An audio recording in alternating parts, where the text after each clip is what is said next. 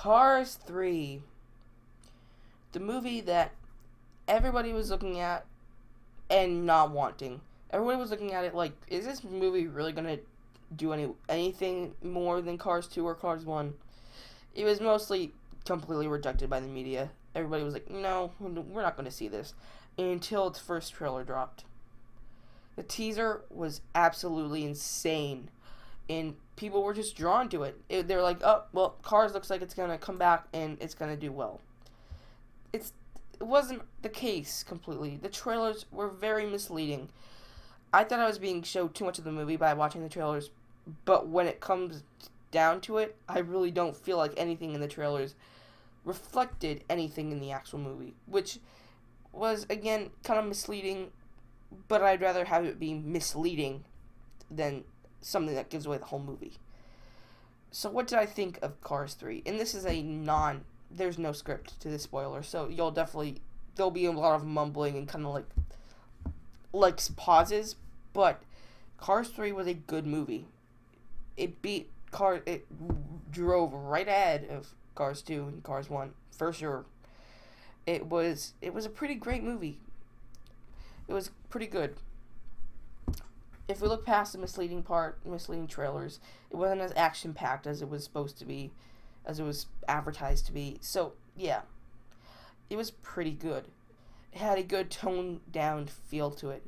It felt like we were back at home we were back to the first movie. And there was, Cars 2 was completely not talked about at all. Which was a good thing, actually, because they didn't want to take the risk of having any of that movie brought up in this movie. They didn't want anybody to think of this movie like a Cars 2 sequel. It was direct from Cars to Cars 3. Cars 2 probably doesn't even exist in Pixar's eyes. They're probably done with anything promoting those characters, because I thought a few things would be in it that weren't in it. I can't spoil it for you guys because it's a non-spoiler review, but a few things in the movie that I thought would be carried over from Cars 2 just were not carried over. Now the story was pretty broken. It broken all the way to the first act. The second act, it got a little bit better. Third act, it got pretty good. But the first act's story was absolutely terrible. It felt like Cars 2, where, Lightning McQueen was kind of it kind of felt like Cars 1 in a way of, but it felt like Cars 2 with disappointment. Yeah, it felt like Cars 2 in the beginning. It was kind of disappointing. And then in second act, it got better. It was kind of in between Cars and Cars 2. It wasn't bad. It wasn't good like Cars. And then the last act completely took me away. It like a current ripped me, and I fell in love with the movie. Cruz was a terrible character. I feel she was all the way terrible character. She was in the way.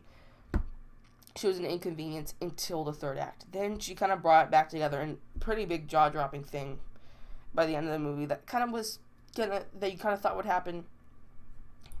It ended up happening. Well, it didn't really end up happening, no. Because you'd all probably think different things of what was going to happen by the end. But, what happened, I can't tell you what happened, but what happened was pretty unexpected for the moment of what was going on, and it was pretty much it was pretty bad.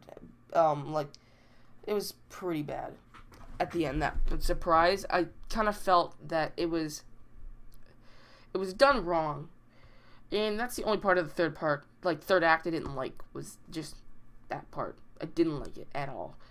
It was the end, right at the end of the movie, the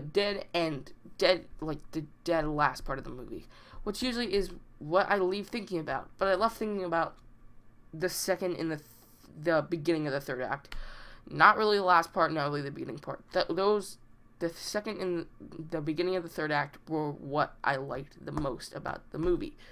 Because you kind of got that rocky vibe to it, where, you have to, newcomers come in to try and show off and to try and beat you, and you have to try to do better things, but you're not going to use all the gimmicky technology as what your competitor is going to use.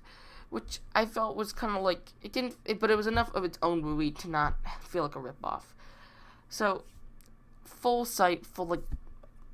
hindsight 2020, Cars 3 is an 8 out of 10. It isn't bad.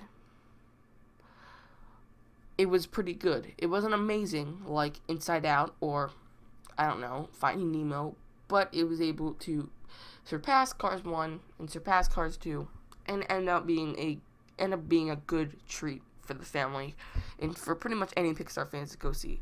So I recommend you seeing it. Well, yes, I would. I recommend you seeing it, giving it a shot if you like Pixar movies.